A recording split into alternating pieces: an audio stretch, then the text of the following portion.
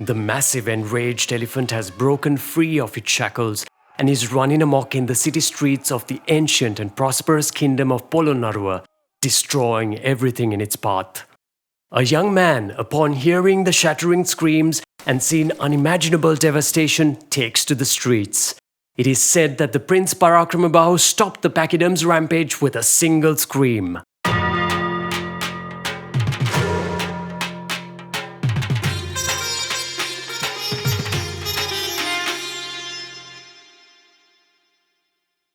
Last week, we left the Prince of Dakkinadesh, Parakramabahu, living in what seemed like a self-imposed exile in Rajarata, which was then under the rule of King Gajabahu II. But the prince wasn't lying as low as he would have everyone believe. He is rallying support and gathering enough intelligence to one day annex the land and finally rule over a unified Lanka. With each passing day, his growing popularity is an affront to a ruling king. But he is about to take the biggest gamble of his young life.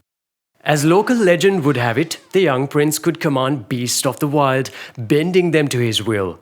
This charismatic manipulation was said to extend to humans too. Wherever he went, he was able to gather loyal followers. News of Parakramabahu's bravery with the elephant was carried to every corner of the island, making his fame known in every household and making Gajabahu increasingly insecure. Sensing that Gajabahu was growing uneasy, he realized that he was overstaying his welcome. The prince knew that it was time to strike on Rajarata, but he was still nothing but an esteemed guest in Gajabahu's court. He needed power and a military of his own to wage such a war. To overthrow the king from within the court showed abject weakness and betrayal. That is not the way to be king, he thought. An unequivocal statement must be sent to all those who would oppose him. He needed to be undeniably accepted as ruler, and so Parakramabahu devised a plan. With intelligence gathered from hunters, he learned of secret routes through thick jungle from Rajarata back to Dakkinadesh. Parakramabahu immediately sent his trusted men and wealth back to Dakkinadesh, and he would personally bid farewell to Gajabahu, taking leave from the court of Polonnaruwa. He didn't hint at his true intentions in taking a leave of absence, and instead said that he wanted to see his mother. Gajabahu was mollified. Even he couldn't resist the uniquely sincere charms of the young prince. Having made his assurances to the king, Parakramabahu was now on his way. As he wove through the lands of Rajarata towards Dakkinadesh, he managed to convince several peasants that he was an Adipada, a high-ranking nobleman of Rajarata. Masquerading as Rajarata nobility, he even convinces regional rulers to finance and support him along the way. Parakramabahu wasn't one to waste even a road trip. But even though the years have passed, he hasn't forgotten how he left things back home with his uncle. And before he arrives in Dakkinadesh, he sends an extensive letter of earnest apology for his youthful rebellion at the request of his mother. For showing remorse, he is rewarded with riches, but more importantly welcomed back home with open arms. By now, King Kittisirimega's health is failing. On his deathbed, he gazes upon his prodigal nephew, no longer a boy, but a man. Exile had weathered him, but even as the illness weakened Kittisirimaga, he recognizes the dangerous spark of ambition in Parakramabahu's eye. Had he poured too much fire into this young man? He remembered what it once felt like to long for power over a unified Lanka, but the decades had tempered his desires. As he lay dying, in a final act of benevolence, the uncle gives over the kingdom to his nephew and dies soon after. And so, the prince was crowned King Parakramabahu of Dakkinadesh. As it stands now, Rajarata is ruled by Gajabahu, Maharata by Parakramabahu, and Ruhunurata by Parakramabahu's cousin and brother-in-law Mahávan. Mahávan is wed to Parakramabahu's own sister and doesn't have the patience and strategic mind of his allied counterpart, but he is ambitious, and we find out why later. King Parakramabahu set about the business of ruling Rajarata, and he has wed his queen Leelavati, Mahávan's sister. Winning wars is expensive, and to finance his ambitions, he must preside over a prospering land. It is said that Parakramabahu called on his treasurer to present him with an account of the kingdom's resources that would allow him to wage a long campaign. The treasurer opened the coffers to show their depletion. He embarked on a massive fiscal stimulus program to enrich the economy of Majávarata, making land cultivable and building structures which glorified Buddhism and the military. Legend has it that he even created a special trading zone in Antarangadura bordering Kalu River, the Singaraja forest and the Bentora River to trade and process the many valuable resources from timber to gems and spices.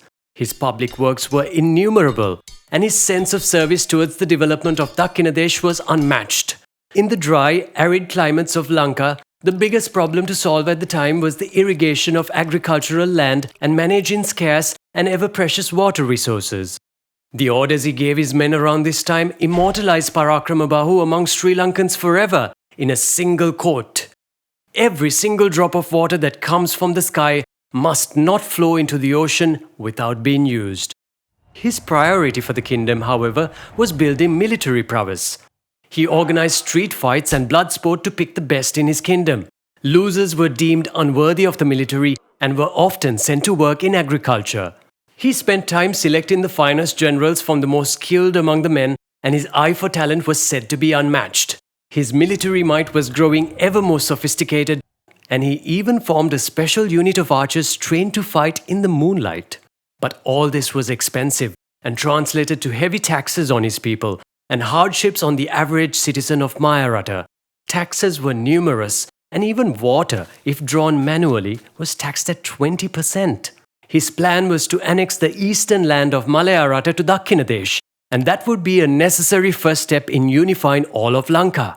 He establishes his military outpost and secures his border. The routes between are harsh and unforgiving. But he did have one advantage. He manages to win over Rakka, one of Gajabahu's favorite and most experienced generals, and so begins one of the most impressive military campaigns in medieval history.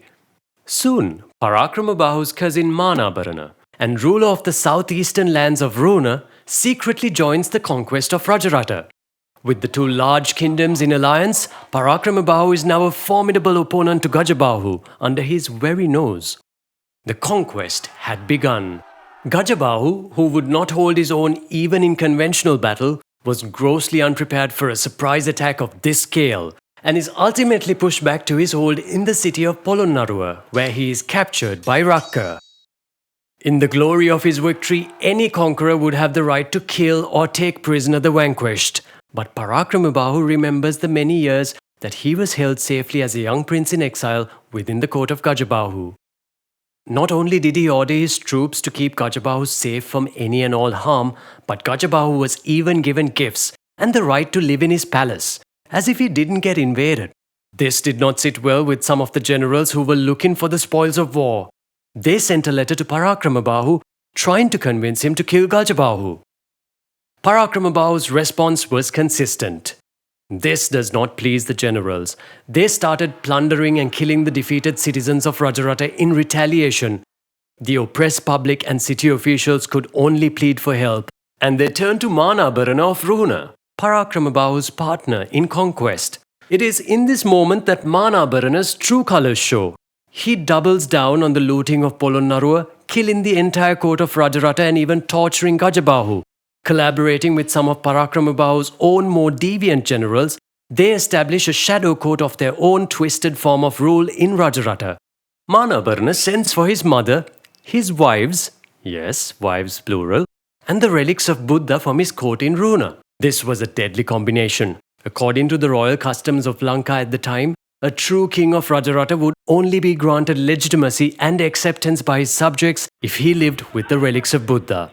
Mahávan's attempted power grab was not to last.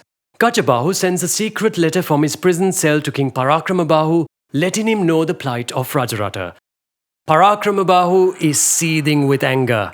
A trusted ally and cousin is mounting an unforgivable betrayal. Watch out for next week's episode, where Parakramabahu meets his most formidable enemy.